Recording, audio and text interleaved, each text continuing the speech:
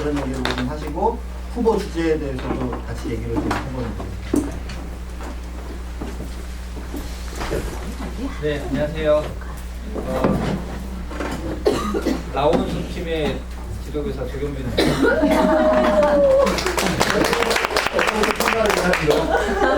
본받은 팀. 저희가 말씀드릴 거는 한 두 가지 정도 생각을 했는데, 아까 교수님께서 말씀하신 사례 하나가 있어요. 간단하게 말씀드리면, 저는 작년에 공주 여고에 프로젝트 수업 지도교사로 나갔었고요. 방과후 환경학교라고 해서 그곳에서 아이들과 같이 거기에 환경 동아리가 있었습니다. 그 환경 동아리 아이들과 한번 한 학기 동안 해보자 해서 진행을 하는데, 사실 이 동아리 활동하는 아이들이 대개가 그 전에 선배들이 하던 거를 그냥 쭉 이어서 하는 경향이 좀 있습니다. 만약에 선생님들께서 학교를 들어간다라고 했을 때 그런 경향을 일단은 좀 알아주셔야 될 것 같다는 생각이 들어서 말씀드리는 건데요. 그럴 경우에 아이들이 어떻게 되냐면은 왜 하는지를 모릅니다. 그냥 선배들이 했으니까. 그 다음에 문제라고 하니까. 이 아이들이 가서 제가 보니까 처음에 계속 열심히 해오고 있던 게 뭐냐라고 했을 때 아이들이 우리는 그 잔반 처리 운동을 열심히 했어요. 그러더라고요. 아까 교수님 말씀하신 상황이랑 비슷합니다. 어쩜 그렇게 대학생들하고 똑같은지. 그러면 잔반이 문제냐? 그랬더니 문제지 않아요? 저한테 대묻습니다. 그래? 왜 문제라고 생각하는지. 그냥 문제라고 하니까. 그래? 그러면은 정말 문제인지부터 한번 확인해보자.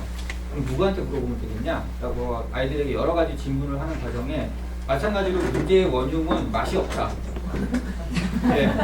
맛이 없고 맛이 없는 이유가 뭐냐를 봤을 때 영양사가 별로다. 몇 가지 이유가 있어요. 영양사 선생님이 별로 이렇게 메뉴가 별로다, 비친절하다, 뭐 그게 춥다. 그래서 여러 가지 뭐 내적 요인, 외적 요인 그런 걸 굉장히 다양하게 이야기를 합니다. 그래서 아이들한테 문제를 설정하다 보니까 막 쓰다 보니까 세 가지가 딱 정합이 돼요. 그래서 우리는 3불 요인이다. 이렇게 해가지고 잔반의 3불 요인 캐치하기 위한 방법 이렇게 나왔는데 3불 요인이 뭐냐면 첫 번째 불은 불만, 그 다음에 불안, 세 번째가 불신 이렇게 나왔습니다. 첫 번째 불만이 가장 크죠.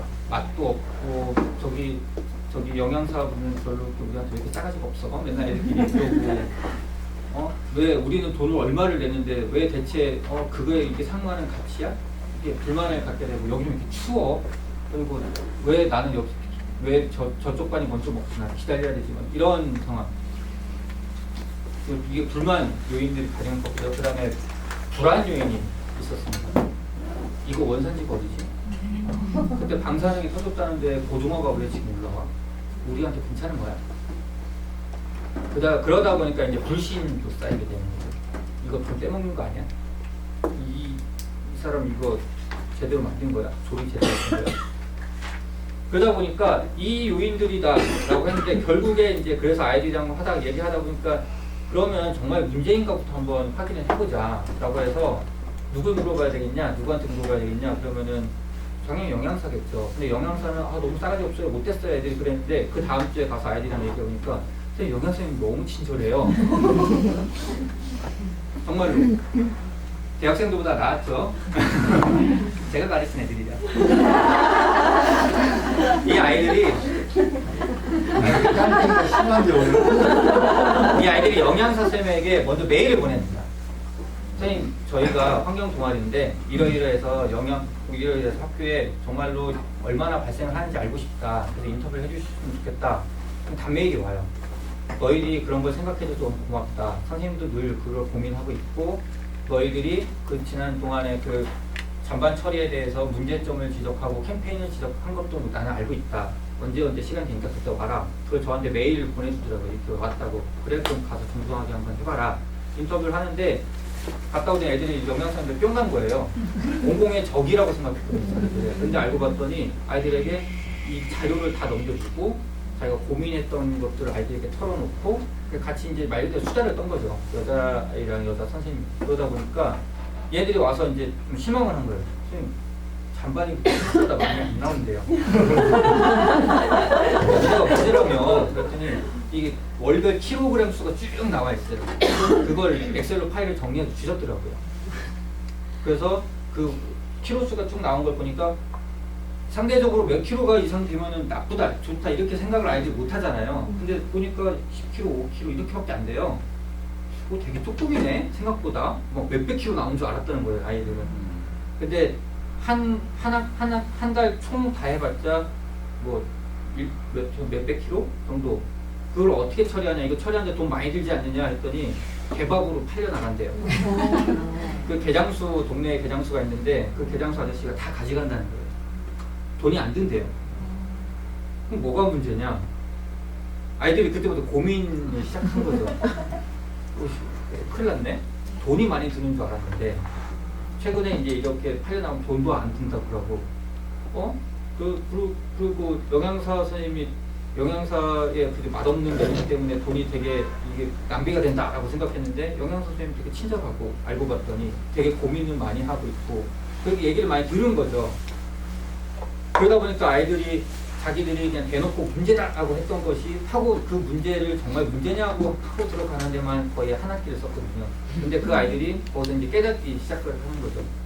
그 전까지는 그냥 얘들아, 아이들에게 얘들아 우리 뭐 교문에서 많이 했더라고요. 우리 줄여야 돼, 잔반을 줄여야 돼, 잔반을 줄여야 돼. 그러면 애들은 반응이 별로였다는 거예요. 시큰둥하죠. 왜 반응을 줘요? 너무 당위적인 걸 얘기하는 것 같아요. 근데 이제 그때 애들이 이제 캠페인의 방향을 조금 다르게 진행을 했어요. 그래서 아이들의 의견도 좀 듣고, 그 다음에 네가 잔반을 남기는 이유가 뭐냐라는 그런 걸 아이들에게 대묻기 시작하고, 그 요인 중에 몇 개가 있어요. 어떤 애들은 다이어트 뭐 이런 게 많을 줄 알았는데 그런 거 아닌데 여고생들 미친 듯이 먹는데요. 제일 자기에게 영향을 많이 미치는 건 친구의 스포일러예요. 딱 이게 점심 먹으러 기다리고 있는데 딱 어때는 야 오늘 맛없대. 매점 가자. 꼬치 먹으러 가자. 그러면은 야 맛없대 하면서 이제 나가는 거죠. 그리고 그런 것들 하나하나가 쌓이니까 그러면 캠페인은 무조건 야 하지 말자, 뭐 남기지 마라, 야 니네 남기지 마, 막 요인도 모르고 이렇게 할 게 아니라 그러면 그것들 하나하나를 없애가는 과정을 해보자 해서 아이들이 생각해낸 게 문에다가 스포일러 금지요 뭐 이런 거 써붙인다거나 뭐 오늘의 밥맛을 남에게 알리지 말라 막 여러 가지 이렇게 문구들을 아이들이 되게 재밌게 창작을 하기 시작한 거예요. 그리고 이런 걸 만든다거나 아니면은 어떤 경우에는 원산지 표시가 불만인 아이들이 불신 요인에도 있고 불안 요인에도 어쨌든 겹쳐 있으니까 원산지 표시 명확하게 해달라는 거 뭐 이런 것들을 아이들이 작년에 해가지고 하고 그 다음에 왜 아이들이 남기는가에 대한 설문조사를 진행한 걸 가지고 학회에서 발표를 하게 됐거든요. 그래서 올해도 그 학교에 제가 관광 학교를 가게 됐는데 그래서 작년에 했던 애들이 한두 명 와가지고 얘기를 했어요. 그래서 그 문제는 잘 해결된 것 같냐, 어떻게 된 것 같냐 하니까 영양 선생님이 바뀌어가지고 맛있어져가지고 애들이 안 남긴대요. 결국에는 그럼 결국 영양 선생님 문제였던 건가? 하지만 아이들이 그때를 돌이켜보면서 올해 이제 고3이 돼서 프로젝트를 진행을 못하지만 아이들이 그 후배들한테 이야기를 하러 와주면서 했던 얘기가 그겁니다. 얘들도 자기들도 맹목적으로 선배들이 하라고 해서 혹은 그냥 당연히 문제일 것이다라고 생각했던 것들을 하고 들어가니까 문제를 굉장히 구체적으로 그냥 만약에 정말로 잔반 처리 문제라고 해도 꼭 돈이 안 된다고 해서 잔반이 남는 게 문제가 아닌 건 아니잖아요.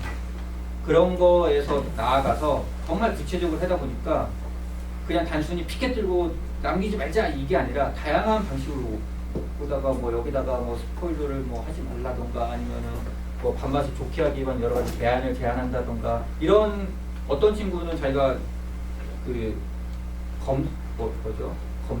법을 공부하고 싶다는 친구가 있어요. 그러면은 네가 한번 제안서 같은 거를 써봐라. 네가 법에 관심이 있으니까 학교 내규 같은 걸 한번 만들어보자. 그래서 교장 선생님한테 제출을 해봐라. 예를 들어 얼마를 줄이면 학생들에게 얼마 만에 뭐 그걸 베푼다던가 이런 걸 한번 제안을 해보자. 이런 것까지 해가지고 아이들이 구체적으로 생각을 해봤지만 이제 겨울방학 지나면서 고3이 되는 아이들이라 학업에 부담이 있어서 더 이상 진전을 못하고 올해 이제 후배들이 진행을 다시 하게 되는데 그런 것처럼 문제가 되게 간단하고 심플하지만 거기서 좀 차고 들어가는 것도 충분한 방법이 될 수 있습니다. 그래서 기존에 하고 있던 것들에 대해서 다시 한번 되짚어보는 것.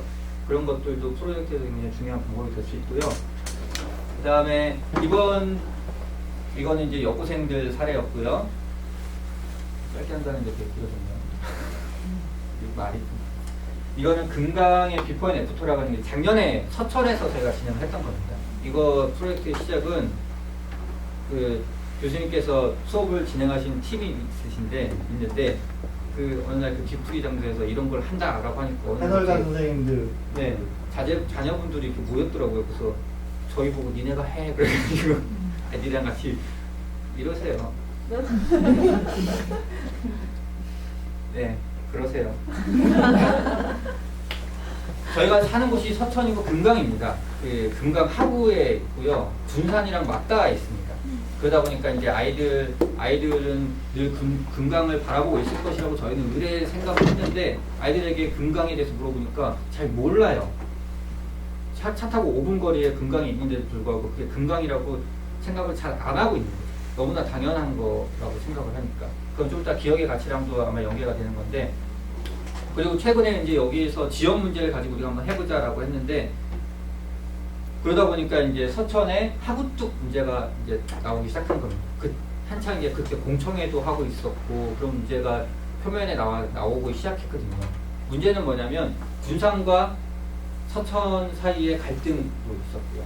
이 서천의 금강 하구가 하구뚝에 막힘으로 인해서 서천 쪽에서는 트자, 왜냐하면 서천에서는 어부들이 더 많으니까 이게 어획량이 엄청나게 감소를 한다. 그리고 뻘이 계속 쌓이기 때문에 서천에서 그 한 해에 그 뻘 퍼내는 데만 몇백억을 쓴다고 하더라고요. 예산도 얼마 없는데. 그래서 이건 트자, 계속 공청회 열고 저기 군산 쪽에서는 택도 없다. 이런 식으로 계속 이렇게 대립이 되는 상황이었던 겁니다. 그래서 아이들에게 그러면 우리가 알고 있는 거는 금강에 막혀 있는 것부터 알고 있는데 이게 90년도가 만들어졌으니까 그럼 그 이전에는 어떤 삶이 있었을까? 한번 그 전의 삶에 대해서 한번 알아보자. 그리고 이게 정말 우리 지역의 삶에 어떻게 영향을 미쳤는지 앞으로 틀리면 어떻게 될지 막은 상태로 계속되면 어떻게 될지 한번 이전과 지금 비교하는 생활을 한번 해보자라고 해서 이런 프로젝트 기획을 하게 됐습니다. 그래서 이제 이거는 그때 발표 자료고요. 사실 지금 1명, 2명, 3명, 5명이지만 시작은 7명에서 시작을 했습니다. 근데 중간에 굉장히 불성실한 참여를 보인 친구와 그다음에 흥미를 못 느낀 친구 둘은 탈락이 됐고요. 그런 친구들이 계속 있는 거라는 것 자체가 프로젝트에 계속 진행하는데 굉장히 큰 장애 요인입니다. 어떨 경우에는 선생님들이 면담이나 그다음에 좀 회의를 통해서라도 다시 끌어들이는 것도 필요하지만 아이들 사이에서 불만이 많거든요. 우리가 6번 모여서 프로젝트 이만큼 진행을 했는데 2번 나오고서는 왜 네가 대회 나와서 네가 왜 발표를 해? 또 어떤 경우에는 별로 참여를 안 했지만 자기가 발표 욕심은 있는 아이들도 있어요. 그런 경우에 저희가 오지 말라고 합니다.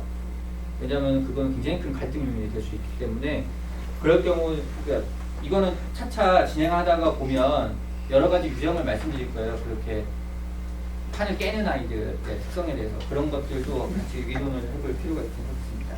그래서 아이들이 발표하는 내용을 보면요, 이게 충남이 어디에 있다 위치를 먼저 이야기를 하는 건데요. 여기가 금강의 하구고요. 여기가 서천이고 여기가 군산입니다. 이렇게 해서 위치상으로 말씀드릴 수 있습니다. 지금의 모습이 이렇게 되어 있는데요.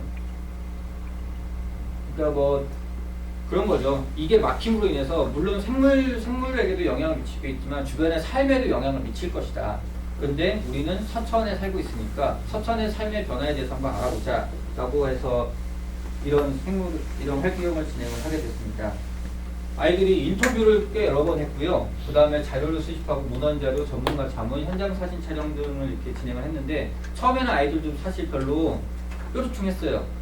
일단 막히는 게 너무 당연한 거고 누구에게 물어봐야 될지도 모르겠고 근데 전문가 인터뷰나 지역 주민 인터뷰나 전문가 자문 이런 걸 통해서 굉장히 구체적으로 아이들이 이제 느끼게 되는 거죠. 예를 들면 전문가라고 하는 지역에 이제 전문가라고 하는 애들은 이렇게 박사라고 하면 되게 높게 생각을 하는데 박사님에게 자기가 메일을 보내서 요청을 드렸더니 단문이 왔어요. 그 아이는 그날 하루 종일 그 핸드폰을 끼고 다 자랑하고 다녔어요. 단문 왔다. 그러니까 그게 아이들에게 너무나 큰 경험인 거죠. 저희 교수님들 박사님이신데 저희 교수님한테는 되게 깐죽거리는데 그 박사님한테 메일 왔다고 이렇게 저한테 보여주는데 야 우리 교수님도 박사님이신데 아이들은 어쨌든 그런 건의 있는 곳에 네이버에 물어봐봤자 안 나오니까 뻔하잖아요. 그런 곳에 되게 너무 뭐랄까 황홀하다고 생각할까요? 당연히 자기 얘기는 안 들어줄 거라고 생각을 했거든요.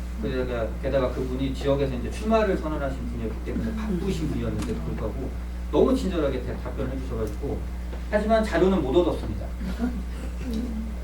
너희가 생각하는 이 하부뚝이 지어지기 전에 사진은 나는 가지고 있지 않다. 미안하다. 하지만 이러이러한 자료를 찾아보면 좋을 것 같다. 해서 자료를 몇 개를 보내주십니다. 그건 이제 1900년대 초반에 일본 사람들이 거기다 이제 측량을 하면서 만들어 놓은 지도인데요. 그런 걸 아이들이 자료를 얻게 되는 거고요. 인터뷰, 어부에 대해서 어부 인터뷰를 하는데 그래서 보면은 이렇게 어부분들 인터뷰를 하기 위해서 어민회관은 무작정 찾아갑니다. 근데 딱 찾아가는 순간 아이들이 쫄아요.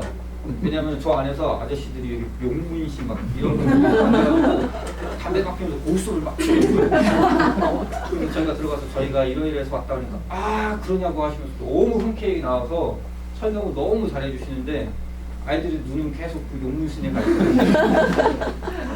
근데 어쨌든 되게 무서운 아저씨라고 생각했는데 너무 친절하게 말씀을 해주시고 알고 봤더니 이 친구네 옆에 반 그 학부모였던 너 누구 알지? 그러니까 네, 그러니까 내가 걔 아빠인데 그러니까 네 하면서 그러니까 지역이니까 초등학생도 있었거든요. 그렇게 진행이 됐다는 하면서 얘가 얘네들이 요구했던 거는 찾았던 건 그거예요. 예전에 그러니까 이게 하부뚝이 생기기 전에 어쨌든 어획량이 엄청나게 많았는데 사기 생기면서 줄었다고 사람들이 얘기를 하는데 정말 그 기록이 있냐? 기록이 없으면은 우리가 어디 가서 얘기하기가 좀 어렵지 않느냐? 근거가 없어서. 근데 그거는 없다라고 하시더라고요. 그때 당시에는 이제 그런 걸 기록을 해가면서 하지도 않았을 뿐더러 굳이 기록할 필요도 없었고 안 하는 게 더 이득이었다라고 하시는 분들이 있어서 그건 못 찾았습니다. 못 찾았지만 말로는 많이 줄었다. 그래서 여기도 뻘을 파내다 안 되니까 그냥 다른 곳으로 이전을 하게 됐다라는 이야기가 있었습니다. 그럼 이게 이전함으로 인해서 이 지역에 있는 상권은 또 무너지게 되겠다. 여기가 장항인데요. 서천 아래 장항. 장항분들은 오히려 자기들 군산에 편입해달라 이런 요구까지 하시더라고요. 이게 시도마다도 이 물고기를 잡을 수 있는 영역이 또 다릅니다. 그러니까 이제 군산이 훨씬 크니까 이 사람들이 차라리 자기들 군산에 넣어달라 하면서 이 아이들이 거기서 또 이제 전혀 새로운 걸 또 하게 되는데 바다에서도 영역이 있구나 그런 걸 이제 아이들이 알게 돼서 되게 신기했던 그러면 이제 돌아다니면서 거기서 이제 낚시하시는 분들 와가지고 뭐 잡혀요? 그러면 예전에는 여기가 이제 하구뚝 위쪽이거든요. 금강 쪽. 그래서 여기 뭐 잡혀요? 그러니까 예전에는 뭐 광어도 잡